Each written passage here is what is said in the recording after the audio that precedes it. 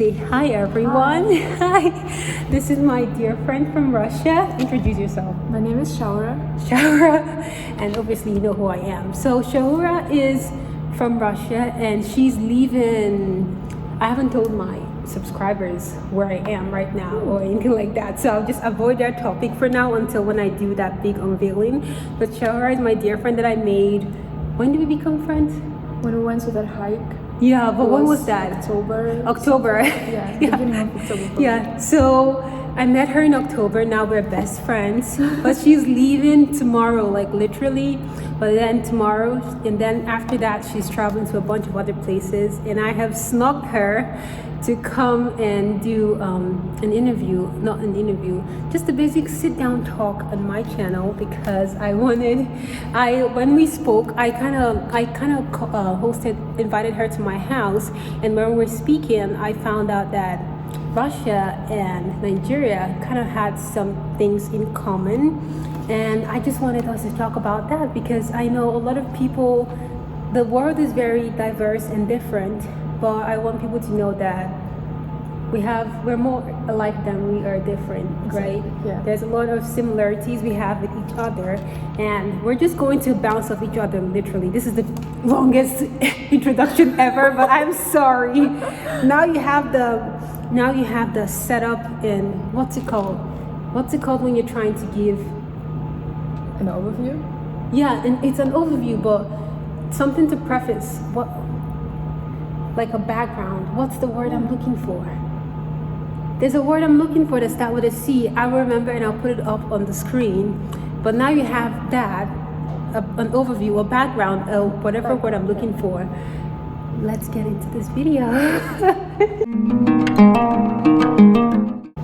I like the idea that the world is so big and small at the same time. Yes. But we don't really have the time to prepare for it properly. This is kind of spontaneous too. Yeah. I need to add that. This is spontaneous. Okay, you know what? Let's start with something everyone would love. Food, right? So in my country, we have let me pick something that in Nigeria, one thing that I've noticed in Nigeria that is very different from every other place I've been to is like the soup. Like a lot of people have different types of soup. Yeah. So in Nigeria, I don't know if I showed you how the soup is in Nigeria. Yeah, that's how our soup is. Do you guys have something similar in Russia? We have some soups which are probably similar in a way that nobody else has them. Yeah. It's like maybe you've seen pictures of red soup, which is you can show me. Yeah, it's made out of beet. Beets? Yeah. Ooh, that sounds healthy. But it also has some protein in it. You know what's so funny? We also have our fruits. I said fruits. Our soups are also made of. I wouldn't say made of soup. Oh, that's nice.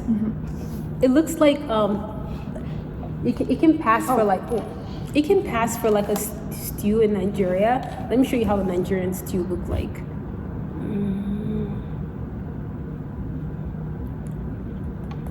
Nigerian stew.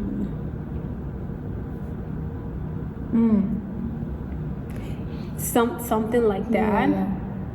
But I think we have kind of like something that looks pretty much okay. What is that? Yeah. We're just going to basically compare our foods now and be like, wow, that is so similar. Oh wow, yeah. Oh, you know what?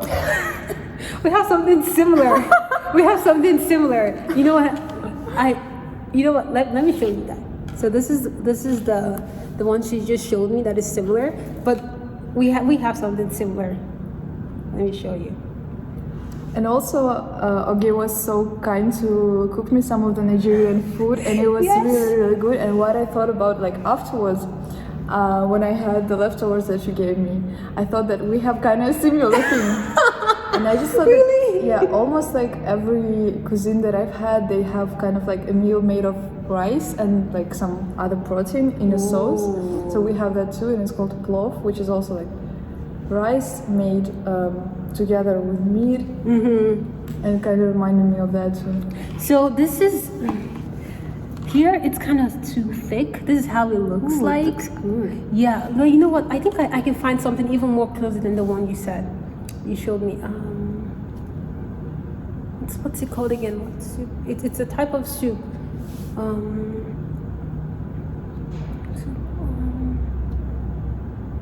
It's not. No. What is this type of soup? I remembered.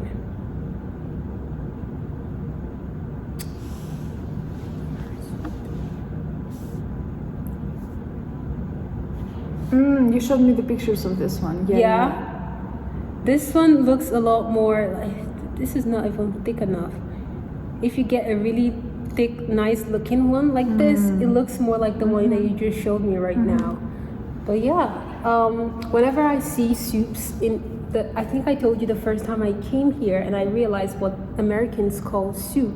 It was basically like water. To me, it was just like, this is water, like just water and some protein and a little bit of vegetable. Sometimes no protein.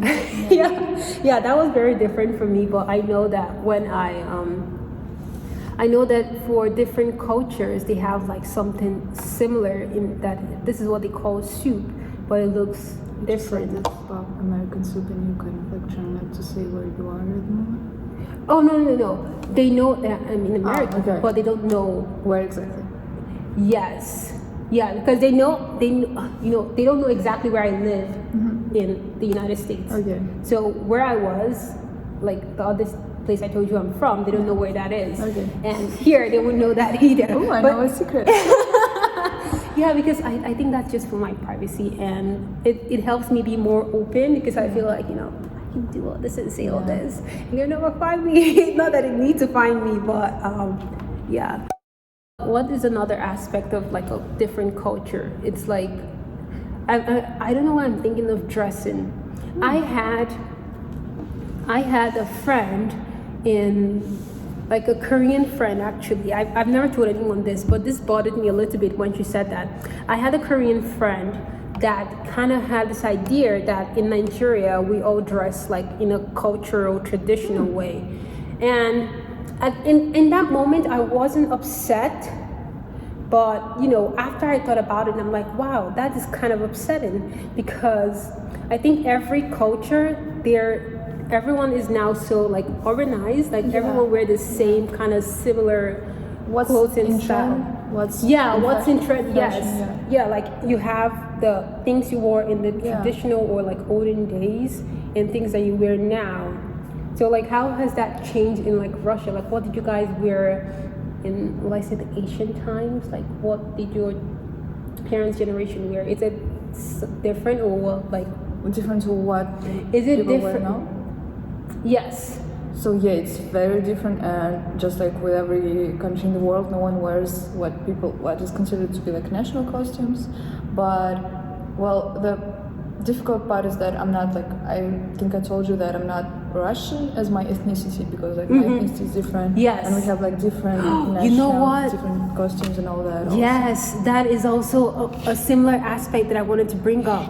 Like in my country, we have like, we all speak English, that's fine, but we have like different tribes and like different ethnicity and ethnic. In my country, we also call it like ethnic groups, but that's also the same in Russia. I always thought before I met you, I don't even think I asked my other Russian friends. I know that just probably Russian,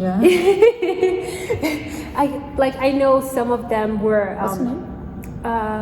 What's her? Oh shoot, Valeria. Yeah. And what's her? I forgot the other one. Well, Valeria is a very like Russian name. And the other one, I forgot her name. I'm so sad. She was like my closest friend. I feel so sad. I'm going to remember. That's okay. I have to think of it. But I just thought that, Russia, everyone in Russia everyone just speaks Russian. Obviously, that's out of no research, anything. I just thought that based on movies. But Shurá here just made me realize that, Shurá made me realize that there are also a lot more things in Russia, and not things, a lot more cultures and languages in Russia, like subdivisions. Like, how many are they? Do you know? more than 100 definitely. More than 100, that is so cool. And like the interesting fact that I think is kind of interesting that like Russia or the US has different states and they are like divided into states just like regionally. Yeah, regionally. Just like basically like that. Exactly. Yeah, and in Russia we have different like regions or states, and they are divided not like just regionally, but also based on culture. Yeah, and ethnicity. That's the same with mine. Like we have, whenever they ask me where are you from, in I don't know if I mentioned this to you as well when we met, because when we met we talked about so many things. But in my country, if they ask me where are you from, like where are you from, they're not asking you, oh, where are you from. If I'm in Nigeria and someone asks me, okay, so where are you from, or if they ask me my tribe, like Ebe Kisi, no, if they ask me my tribe language, they already know where I am. But if like let's say someone in Lagos asks me where am I from, they're not asking me where am I from as like a person, but they're asking me where my family is from. So my family is from like my generation is from an ethnic group, or like we have a tribe and our customs and everything, and where we live is where my like generation originated from is from that region, and that region is still alive. Like all of them are still alive, but it's just like that is divided. Like if you go to that place, everyone there speaks that language, and they're also more like the language I speak is Igbo, right? But Igbo has like I think 5 different subdivisions of Igbo. Or I don't think it's 5 different Igbo is Igbo, but depending on the state you go, it might be different. So Anambra Igbo is different from Imo Igbo, different from Abia Igbo. Like if you hear them, it's a little bit of like a variation. But if as an Igbo person, you might understand what you're saying a little bit, but it sounds different to like an outsider. So that's actually that's amazing though. That's quite fascinating. Yeah, what I want to ask you, do people still speak this language? Yeah. Like, is it like... Yeah, that's what I'm saying. It's still alive. Like when they ask me if anyone in Lagos asks me where are you from, they're asking me like where is your generation from? Because here, if in America, if they ask me where are you from, you're asking me, are you from which country? What country are you from? So if I'm here, when I was in Korea, if they ask me where am I from, I'll tell them the United States. If I'm in the United States and they ask me where am I from, I say Nigeria. In Nigeria, when they ask me where am I from, I say, Lagos. No, not Lagos, because I'm in Lagos. Everyone in Lagos is like I was born and brought up in Lagos. So, but I say where my family is from. I'm just not mentioning that right now because we haven't created that rapport here that I can be a lot more open with my subscribers. But I say that. So depending on where I'm from, my answer changes. But all my life, all my life growing up in Lagos, anytime they ask me where are you from, it's just basically where your generation is from, and everyone knows that. So it's pretty neat that you guys have something similar. Like the culture, the tradition, the food, like everyone, let's say I'm from like a particular region. Everyone in that region speaks that language. That's so cool that people still speak their like birth language or the language that their parents or grandparents used to talk to. Because like what I've noticed in Russia and what I'm really worried about is that like those small ethnicities are kind of like disappearing slowly. Yeah, actually that's a little bit of the problem too in Nigeria. That's a little bit of a problem because I was born and brought up in Lagos. So as I told you, I think in English. I would like to think in Igbo, but I think in English. It's my predominant language right now, which I love to change. Guys, you have to understand, I want to change this. It's my predominant language because I was born and brought up in Lagos. So everything I was surrounded in, apart from in the house or if we meet, because Lagos is like a blend of so many people. So my dad's friends, they all speak English and Igbo. So when we converse, we can converse in like Igbo. But as kids, this is also like quite common as kids. When you speak, like your parents speak to you the language, you answer in English. That's how That's a how lot of my people do. communication with my parents is. Yeah. So they ask you, like, they speak to you in Igbo and you answer in English. I didn't really, my parents were very, very concerned about, you have to learn to speak the language because you're going to, that's how you learn. But I never understood it until like a certain point in my life. I was like, wow, I need to keep speaking it. But then I was in an environment where I could pick up and speak it back. Because even sometimes when I was at home, I speak Igbo with my parents. But every time I just feel, I just out of reflexes, I just like answer in English. Like if they're like, if they ask me, where are you from? Where did you go today? And if I have like a long, complicated reason why I was outside, I just say it in English because that's an easy way and like faster way to say it because I don't have to think of it. But because I didn't train myself to not have to think of speaking Igbo, I have to think of it. Honestly, the same. But now, after I realized like how much of a difference it makes actually speaking and enunciating the words and hearing yourself speak and not having to think before you speak, I started making more actual effort to speak instead of just answering English. So that's what happened. And in my country as well, they have this, especially in Lagos, they have this thing where they feel like, especially my tribe, right? We have this thing where we feel like our language is disappearing because not a lot of people speak it back. They hear it just fine, but a lot of the young generation don't just speak it back. So they're scared the language is disappearing. I'm a little bit comforted in the fact that like in the original, the place where my family is, like my generation is from, everyone there still speaks the language. So I feel like it's not something to be worried about, but I feel like yes, we have to ingrain in our kids, speak the language, blah blah blah.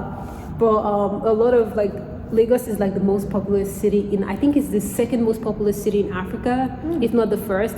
When I was growing up, I heard it was the first most populous city, but last time I checked on Google, it was the second. So like there's a lot of people in Lagos, and in Lagos we predominantly speak English because that's what a lot of people know. In schools, English, marketplace, English, everywhere English. So a lot of people are not like interacting as they would if they were in their, ethnic region in that language as they do in English.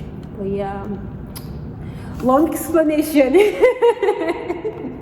But that's I think the war is also there in my country, especially my tribe, because in another tribe, Yoruba, I know I'm so scared to talk about like some other tribe. I'm like, I don't want to talk about this because I don't want someone saying, that's wrong.